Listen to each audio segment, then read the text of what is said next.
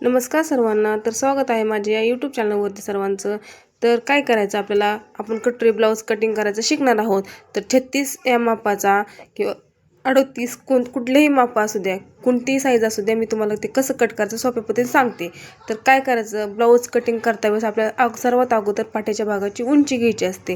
तर पाठीच्या भागाची आपली उंची किती आली आहे, 13 जर आली तर त्यात आपण 1 प्लस ॲड करू शकतो. 14 आली तर त्यात 1 प्लस ॲड करायचा असतो सिलाई मार्जिनसाठी. तर माझी उंची आली ब्लाऊजची 14, तर मी त्यात 1 प्लस ॲड करून घेतलेलं आहे. 14 प्लस 1 म्हणजेच 15.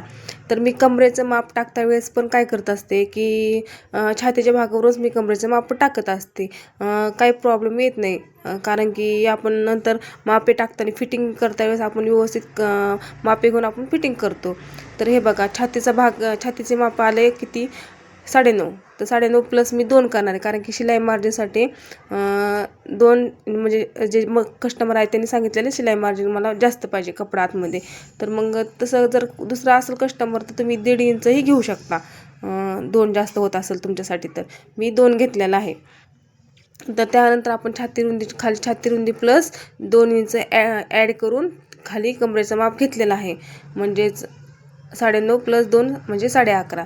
तर आता मी इथं गळा रुंदी आणि शोल्डर घेणार आहे. तर बघा, गळा रुंदी मी 2 घेतले आणि शोल्डर 3 घेतले.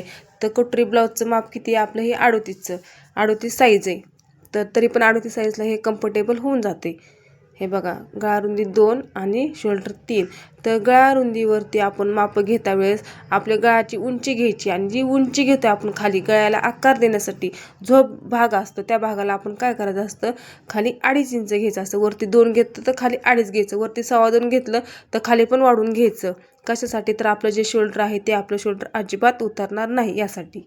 हे छोटे छोटे टिप्स आहेत, त्या छोट्या छोट्या टिप्स लक्षात ठेवायच्या, जेणेकरून आपलं ब्लाऊज बिघडतही नाही आणि कस्टमर पण म्हणजे खुश होऊन जातात. हे बघा, मी गळ्याची जो समोरचा गळा आहे त्यांना तो कमी पाहिजे होता, तर मी 5.5 गळा घेतला आहे. आणि मुंडा खोलीचा आकार आपला जसं ब्लाऊज असेल तसं आपल्याला मुंडा खोलीचा आकार बदलावा लागतो. तर मी मुंडा इथं 6चा घेतला आहे, कारण की माप मोठा असलं की 6, 6.25 आपण हे वाढवत घ्यावं लागतं वाढवून आपल्याला, बरोबर का नाही. तर मी आता इथं बरोबर 6 घेतलं, 6चं होऊन जाते 38च्या मापाला मुंडा. तर हे बघा, बरोबर खालचा जो बॉक्स आहे बनवलेला मी कमरेचा, त्याच बरोबरीने वरचा जो आपण बॉक्स बनवणार आहेत ना मुंड्याचा, तो त्याच लाईन घेऊन तो बॉक्स बनवून घ्यायचा. आणि खाली आपल्याला घ्यायचं असते क्रॉसपट्टी. तर क्रॉसपट्टीसाठी मी 2.5 इंचावरती एक मार्किंग करून घेतली आहे. ती 2.5 इंचावरती मार्किंग करून घेते, तो पण छोटासा बॉक्स बनवून घ्यायचा. हे बघा, बरोबर आपलं कमरेचा मापाचा जो घेतला तेवढंच क्रॉसपट्टीचा पण घ्यायचा. हे बघा, बरोबर मार्किंग करून घेतली, त्यावर लाईन मारून घेतली आहे. आणि क्रॉस पट्टीला आणि कटोरीला आकार देण्यासाठी मी वरती घेते 1.25 इंच. बरोबर 1.25 इंचावरती एक मार्किंग केली आहे, ती या पद्धतीने आखून घ्यायचं. हे बघा, या पद्धतीने आखून घेतले मी क्रॉस पट्टीचं. तर आता आपल्याला गळ्याला, समोरच्या गळ्याला आकार देण्यासाठी जो आपण घेणार त्याला 1/2 इंचावरती आपण मार्किंग करून घ्यायची. आणि मुंडा खोलीसाठी घ्यायचा आकार समोरचा मुंडा आणि पाठीचा मुंडा. समोरचा मुंडा 1 इंचावरती, पाठीचा मुंडा 1.5 इंचावरती अशी मार्किंग करायची. आणि जो 1 इंचावरती केला तिथून आपण खाली 2.25 किंवा 2.5 इंचावरती एक मार्किंग करून घ्यायची. कशासाठी, तर कटोरीला आपल्या आकार देण्यासाठी. तर हे बघा, कटोरीचे माप काढता वेळेस कटोरीचं आपण कितीची कटोरी हे बघताना काय करायचं, कधीही हुकच्या साईडने किंवा बटनाच्या साईडने म्हणजे जे आपण बटणं लावतो त्या साईडने बघायची. म्हणजे ज्या साईडला हुक असतात त्या साईडने आपली कटोरी बघायची. तर जेवढी काही कटोरी आली असेल ती कटोरी आपण तिथं बरोबर आखून घ्यायची. मग तुमची किती येऊ, 5 येऊ, 4 येऊ किंवा 5.5 येऊ, 6 येऊ, ती बरोबर आखून घ्यायची. ती कटोरी कशी वाढवायची ते तुम्हाला मी नंतर व्हिडिओमध्ये सांगते, व्हिडिओ स्किप करू नका. हे बघा, हे अशा पद्धतीने मी कटोरी आता आखून घेतली. आपल्याला आता कटोरी वाढवायची. आता हे झालं. आता आपल्याला मुंडा खोलीला आकार द्यायचा. मुंड्याला आकार कसा द्यायचा, तर 1 इंचावरती एक मार्किंग केलेली असते आपण, 1.5 इंच, 1/2 इंचावरती एक, वरती परत टोटल मिळून 1.5 इंचावरती हे असे मार्किंग करून घ्यायची. म्हणजे 1.5 इंचावरती तिथे येतो आपला पाठीचा भाग, आणि हे समोरच्या गळ्याला एक आकार देऊन घेतला मी. आणि आपण स्टिच करता वेळेस आपण व्यवस्थित आकार देऊनच स्टिच करायचं असते. पेपर कटिंग करून घ्यायचे आता.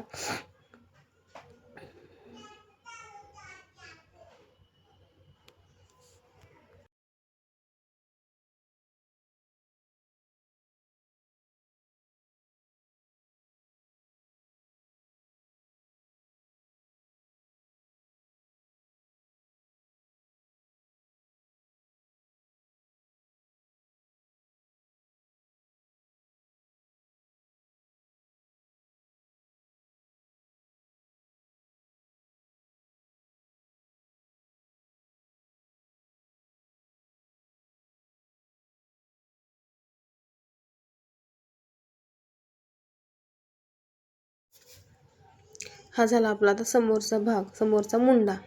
या अर्धा इंचाचा जो मध्ये येतो तो आपल्याला काय करायचा असतो, एक्स्ट्राचा भाग कट करून टाकायचा असतो. अर्धा इंचाचा जो मधात राहतो तो. या पद्धतीने पेपर कटिंग करून घ्यायची.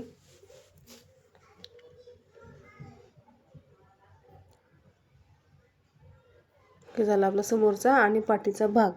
आपल्याला आता बाही कशी काढायची आणि कटोरी कशी वाढवायची हे बघायचं आता आपल्याला. तर बाही वाढवताना आपल्याला काय करायचं, बाहीची अगोदर उंची घ्यायची. आता मला लांब बाही असल्यामुळे आता बाहीची उंची काय जी आली असेल त्यामध्ये काय करायचं, आपल्याला अर्धा प्लस ॲड करून घ्यायचं, म्हणजे फक्त मार्जिनसाठी, शिलाई मार्जिनसाठी. ते बघा मी अर्धा प्लस ॲड करून घेतले. आणि जे बाही रुंदीचे जे माप असतात ते आपल्याला छाती रुंदीहून घ्यायचे असतात. छाती रुंदी आपली जी काय असेल 8.5 9.5 त्यात आपल्याला फक्त 1 प्लस ॲड करायचं असतं. तर हे बघा 9.5 आलेली आहे माझी छाती रुंदी. तर आता मी त्यामध्ये काय केलं, 1 प्लस ॲड केलेलं आहे, म्हणजे 10.5 घेतलेलं आहे.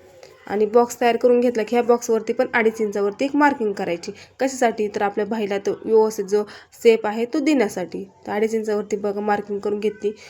टेप जसा आहे तसा ठेवायचा. तर 2.5 इंचावरती जी मार्किंग केली आहे ती टेप जसा आहे तसं ठेवून काय करायचं, बरोबर टेप अर्ध्यावरती आपल्याला काय करायचं, फोल्ड करून घ्यायचा. टेप फोल्ड झाला की तिथं आपण एक मार्किंग करून घेऊ. तिथं पण एक छोटीशी लाईन मारून घ्यायची 2.5 इंचावरती जी मार्किंग केली आहे तिथं. मग वरच्या लाईनपासून 1.5 इंच परत तिथून परत 1.5 इंच घ्यायचं, कारण की आपली बाही इथून व्यवस्थित कट होती म्हणून.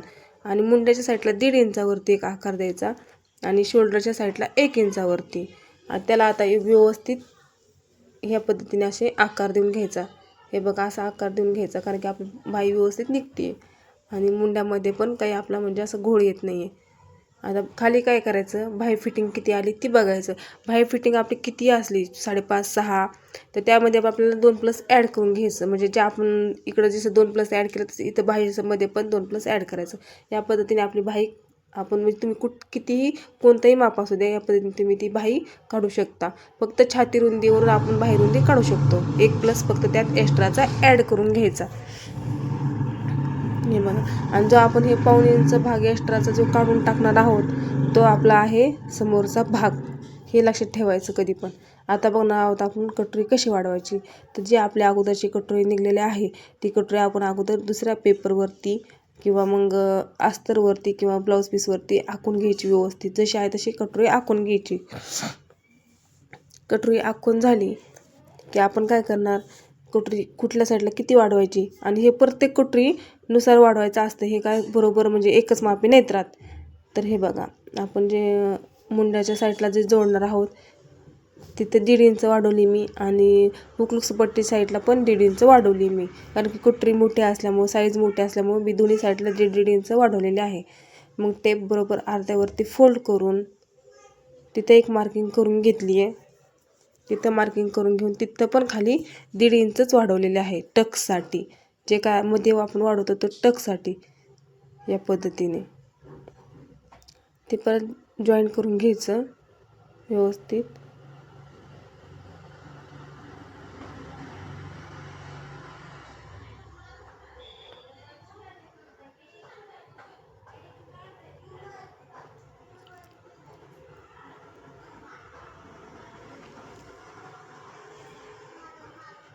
या पद्धतीने अर्धा इंच खाली 1.5 इंच आहे ते तसं त्या आकाराने वाढवून घ्यायचं आणि हे पण लाईन जोडून घ्यायची.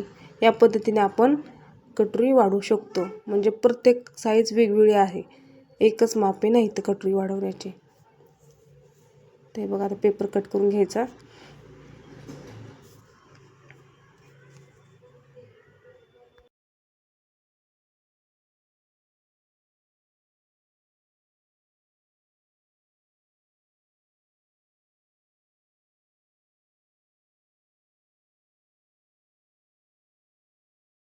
या पद्धतीने 38 या मापाची कटोरी तुम्ही वाढवू शकता. आता पेपर कटिंग जे आहे आपल्या अस्तरवरती जशी आहे तशी आत टाकून घ्यायची आणि क्रॉस पट्टी वाढवताना अर्धा इंच अस्तरवरती जास्त म्हणजे एक्स्ट्राची वाढवून घ्यायची. अर्धा इंच फक्त, कारण की शिलाई मार्जिनसाठी. या पद्धतीने सगळं पूर्ण पेपर टाकून घेऊन आखून घ्यायचं आणि आपलं अस्तर आहे ते कट करून घ्यायचं.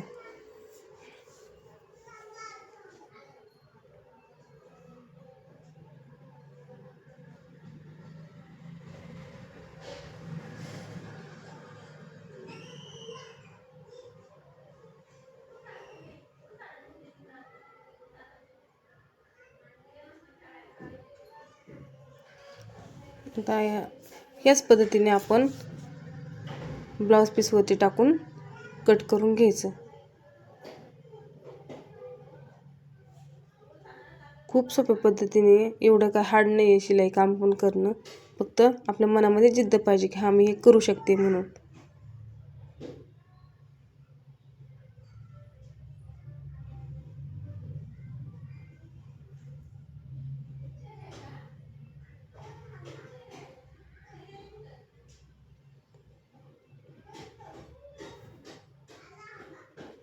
हा झाला आपला 38 मापाचा कटोरी ब्लाऊज कट करून.